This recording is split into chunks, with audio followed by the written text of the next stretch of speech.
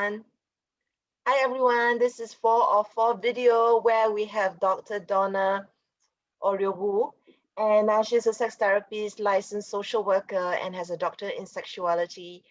She's my colleague in the US, and so I'm a Martha. I'm a relationship counselor, clinical sexologist in Singapore, and she calls herself a Black sex therapist and focuses on Black sexuality. So, of course, naturally, I want to ask in this video um, whether you think that there is a difference with Black sexuality versus maybe other kinds of sexuality like Asian sexuality or just like all sexuality. Absolutely. I think that sexuality is very steeped in our culture and our identity. And even within, Black culture. So like to say like, Black sexuality matters is about how there's a diversity even among Black folk, right? So Southern Black sexuality matters. First gen Black sexuality matters. And that all of these things, these various pieces of us, they show up in our sexuality. I mean, if we're sexual beings from birth until death, then that means that everything that we've been given at birth, so our genetics, as well as the what we have been taught, they all come together to help mold us and to shape us. So it's the family that we're in, as well as the neighborhood, the country, and our place in our country. It's all of these things. They impact our sexuality, our and how we show up. They impact our very presence. And because all of these things impact all of that, then it would be erroneous to say that, I'm like, yes, all sexuality matters. Okay, cute. But I say Black sexuality matters because Black lives in particular have not been seen as good or valuable. And that this has turned into almost a global phenomenon, especially with how people think about and view Africa, the continent, right? That almost it's like there's an erasure that happens of Africa, even though it is the largest continent. There's almost an erasure aside from what people can take from it. There's an erasure of the people there. There's erasure of the culture, especially in the way that things are done in the US, I would say. So specifically, I like cooking shows. I don't cook like that, but I cook to eat. I cook to make sure I'll be okay. But I'm not like a chef. But I watch so many of these chef shows, and when they're doing like this international chef show, and they have somebody basically cooking for each and every one of these different cultures, right? They had so many cultures represented.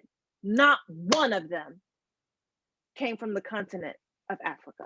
Not one. No representation at all. Now that you mention, yes. Complete erasure. So it's about what you can take. It's not about what they have to offer. It's not about what's going on there. It's just what we can take.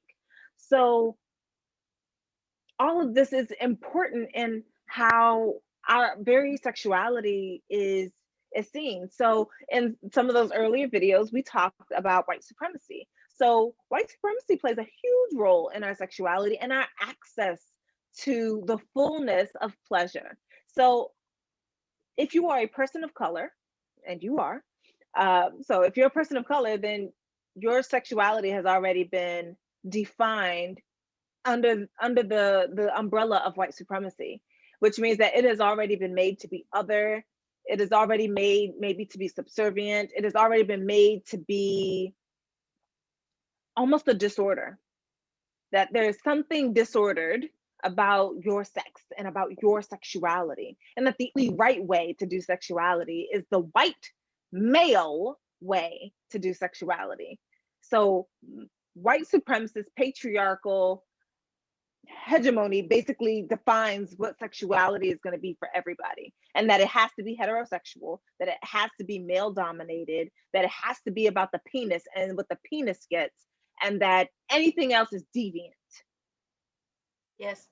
So earlier today, I was because you know, I'm sure you also get sometimes from time to time media questions, and I was asked, when it comes to pleasure, how is it different with the sexes? And Mm. it's like, in their mind there's only two sexes, and in their mind there is a difference between male and female sexuality, and I just don't want to go there.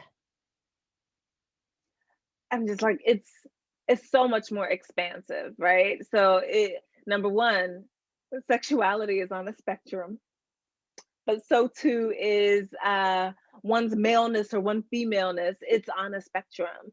And when we divide it to say that it's males versus, and it is versus the way that some of these questions get asked, it is about one versus the other, woman versus man. And nowhere in there do they even acknowledge that intersex people exist, and that then biological sex, as it were, would also then exist on a spectrum, that gender identity exists on a spectrum.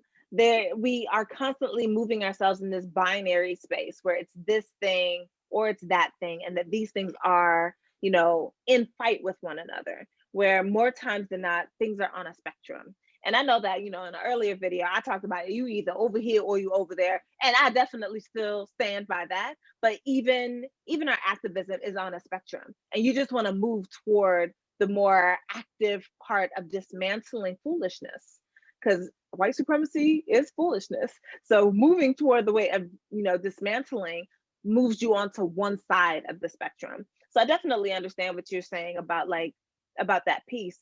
But even to answer that question, I would talk about who has access.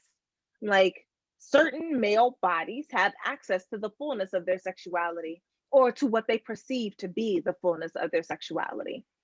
If you identify as a white heterosexual dominating man, and you identify there so fully that this is all that you are, and that's a very minority of people, then for you, then yes, that's fine. But if you deviate even a little bit, then that is not for you. It does you a disservice. So for me, like, if I were to receive that question, it would be about who has access. Women very rarely have full access to their sexuality. People of color don't have much access to their sexuality. Fat people do not have much access to their sexuality. Rich, So poor people do not disabilities. have the same access to their sexuality. So it's you have to be the 1% of the 1% and identify fully in order to have for you to be fully seen and engaged in this. If you are the least bit effeminate, if you are the least bit fat, if you are the least bit not rich, if you are the least bit anything other than this very narrow definition that they have given you, then none of this serves you. But some people feel like, oh, it serves me more than it doesn't serve me, so they stick with it. It feels okay. Yes. So regardless of whether we identify as Black or Asian or heterosexual or a gay, lesbian, bisexual, transgender, like how intersex, how do we start to claim back our sexuality? I'm sure everybody is curious. Claiming back our sexuality looks like unerringly seeking our pleasure. That's what I think. I think that you look for pleasure, that you, as my friend Goody would say, that you have to live a sensual life. And that means that you engage with food in a way that is like, you're tasting it, you're present, that you engage in conversations that titillate you, that give you a rise, that give you something extra, that you do things in a way that brings you pleasure. That if you are seeking pleasure, and earlier in another video, we talked about sadistic pleasure, that is not pleasure. But if we are seeking the ease of pleasure, then that means then that you are already moving into a space of being very radical with your sexuality. So drinking when you're thirsty, eating when you're hungry, not giving yourself a big bowl of shame with everything that you put in your mouth, But sometimes just being able to enjoy something just for the hell of it, just because you like it, just because you enjoy it. You move in a space of pleasure, then we are starting to do some of the work. So I say, usually I say start with the five senses, right? What is something that feels good for you, like on your skin? Do something that feels good for your skin today.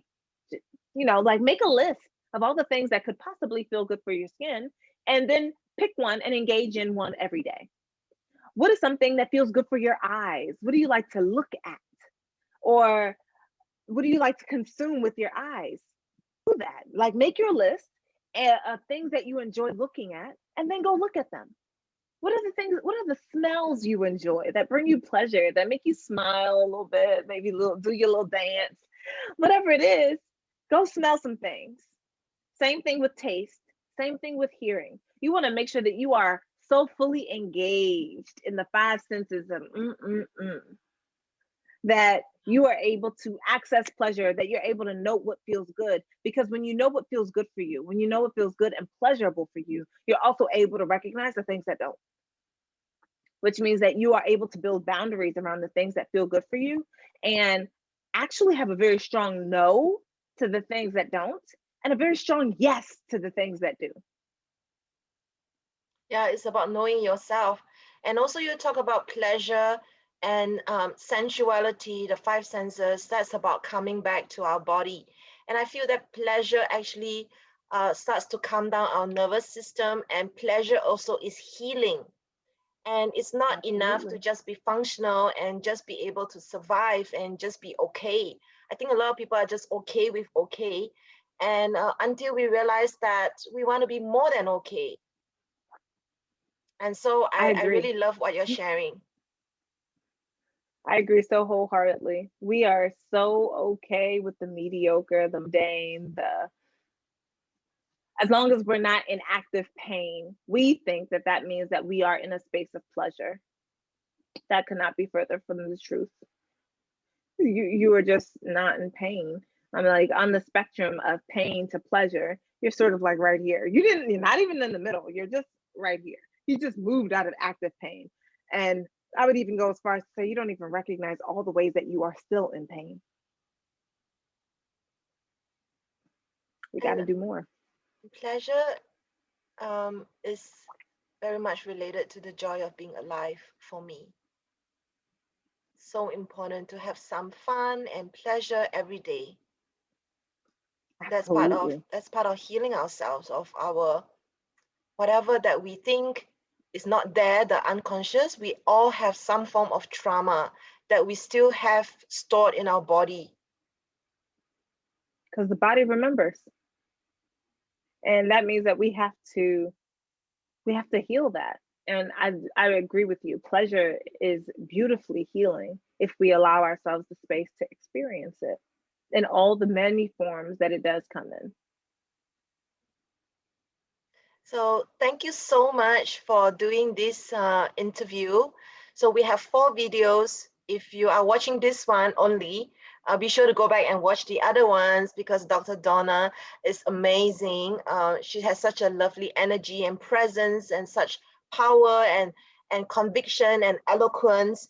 That's because she knows what she's talking about. She's done a lot of work on herself, and that's why she shows up with the power and grace in her words. So I've really enjoyed connecting with you. I'm speaking with you, and I hope that these videos will be able to reach out to many people. I will be sharing this on YouTube, of course, and on all my social media, and I also will be getting them subtitled. All right. Thank you for Thank you having very me. much.